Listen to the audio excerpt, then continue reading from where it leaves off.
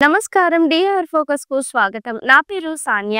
వాయుగుండం ఉగ్రరూపం బాబోయ్! ఏపీలో వచ్చే 3 రోజులు వర్షాలే వర్షాలు. బంగాళాఖాతంలో ఏర్పడిన అల్పపీడనం బలపడి వాయుగుండంగా ఏర్పడి ఇది మరికొద్ది గంటల్లో తీవ్ర వాయుగుండంగా మారి ఆ తర్వాత బలహీనపడనుంది. దీని ప్రభావంతో రాష్ట్రంలో వచ్చే 3 రోజులు వాతావరణ సూచనలు ఎలా ఉన్నాయో ఇప్పుడు తెలుసుకుందామా?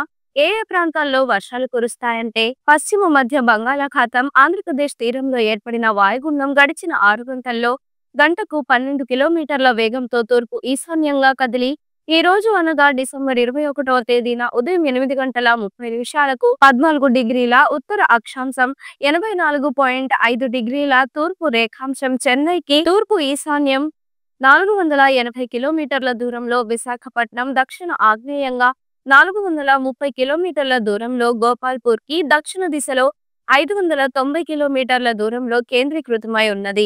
ఈ వాయుగుండం నెమ్మదిగా తూర్పు ఈశాన్య దిశగా కదులుతూ దాని తీవ్రతను తదుపరి 12 గంటల కొనసాగించి ఆ తర్వాత సముద్రంలో క్రమంగా బలహీనపడే అవకాశముందని వాతావరణ శాఖ తెలిపింది. వీటి ఫలితంగా రాష్ట్రంలో రాగల 3 రోజుల వరకు వాతావరణ సూచనలు.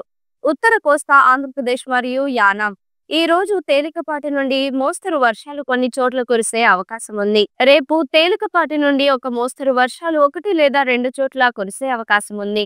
ఎల్లుండు తేలికపాటి నుండి ఒక మోస్తరు వర్షాలు కొన్ని చోట్ల కురిసే అవకాశం ఉంది. దక్షిణ కోస్తా ఆంధ్రప్రదేశ్ ఈ రోజు రేపు తేలికపాటి నుండి ఒక మోస్తరు వర్షాలు 1 లేదా 2 కురిసే అవకాశం ఉంది. ఎల్లుండు తేలికపాటి నుండి ఒక మోస్తరు వర్షాలు లేదా ఉరుములతో కూడిన జల్లులు 1 లేదా 2 చోట్ల కురిసే అవకాశం ఉంది. ఉరుములతో కూడిన మెరుపులు 1 లేదా 2 చోట్ల సంభవించే అవకాశం ఉంది.